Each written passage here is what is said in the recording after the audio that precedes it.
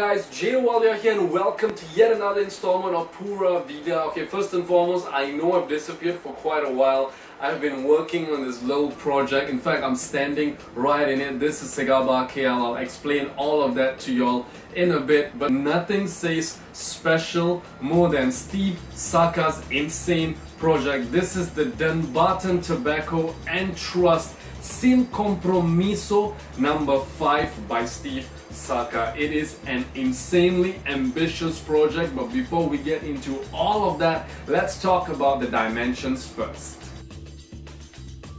It's the most beautiful wrapper that I've ever seen on a cigar, coming in at a length of 6 inches long by a 54 ring gauge. It's got a very soft box press.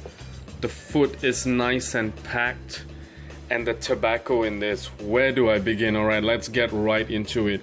A wrapper from San Andres, a Mexican San Andres Negro Cultivato Tanto. I'll explain in a little bit what Cultivato Tanto is exactly.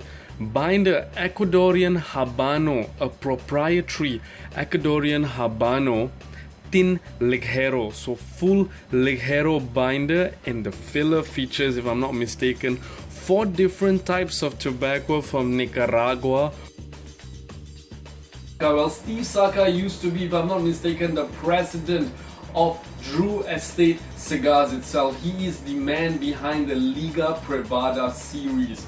Everyone knows how good those cigars are, but this is just an insane project altogether, as I mentioned earlier. Cultivato Tanto is basically a Japanese practice where they grow a whole bunch of different things, usually fruits, in this case tobacco, in a very small narrow plot of land.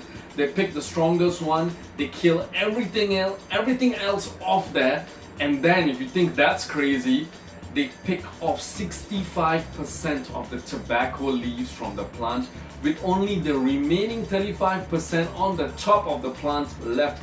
That way all the nutrients, that's not all, they actually, all the leaves that's picked off are allowed to rot and sort of just become fertilizer back for the plant right beneath the plant. So in a way, it sort of cannibalizes itself, but it packs all the flavor and this gorgeous color into the wrapper leaf itself.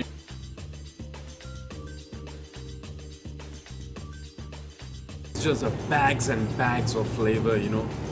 Wow, where do I begin?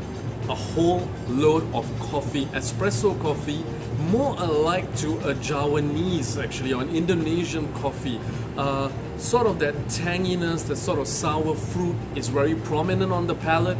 You're also getting this beautiful sweetness, you know, very caramel, very dark, sort of molasses rich type of sweetness on the palate as well. I would actually liken the sweetness of this cigar being very similar to Alec Bradley's Magic Toast. It is one of the most balanced smokes I've had in a first third so far. You know, the blending on this is just immaculate. Construction, draw, burn, everything is just perfection. But that tanginess, the sour fruit sort of flavor, you know, is very prominent. You're getting that sort of like, you know, peaches, that nectarine.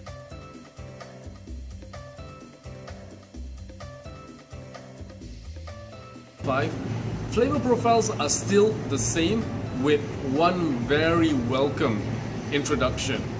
This vanilla creaminess on the palate. I've been waiting for the cream to kick in, and it has finally kicked in, and boy, it's good.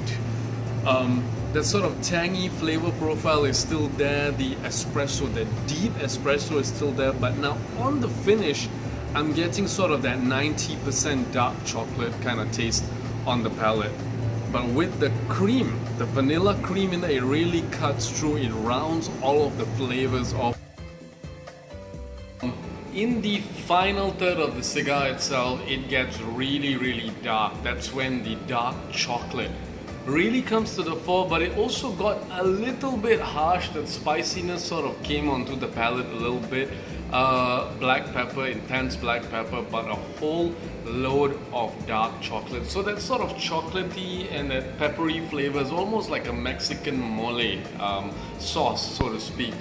But all in all, this cigar has been quite an adventure, I must say. It is not the most transitional of cigars. I think I had one major transition in between. But the main flavor profiles that you're getting from the Sin Compromiso are basically a whole load of dark roasted espresso. You're also getting that caramel, that sort of molasses type of sweetness. That creamy vanilla was just there for a very short while, only in the second third itself. But if you love coffee and you like that sort of deeper, darker, richer flavor notes, this cigar is definitely for you. The price is actually on the higher side of things, but you know what? If you've gone through the amount of trouble that Steve Saka has, you would definitely charge, for your worth of your time as well. So to me, it's a very, very reasonably priced cigar for the amount of effort that's gone into it, and the effort shows. That's the most important thing. On the flavor profile, brilliant flavors, the construction, the draw, the burn, everything was great. And you know what? I've got nothing else to say but good things about this cigar. So if you guys can find a stick of the Dunbarton Tobacco and Trust Sin Compromiso No. 5, I would highly recommend for you guys to get one and try it out for yourselves. I'll see you guys at the next installment of Pura Vida, and I promise I'll be uploading more often from now on. Till then, take care, bye bye, and stay smoky.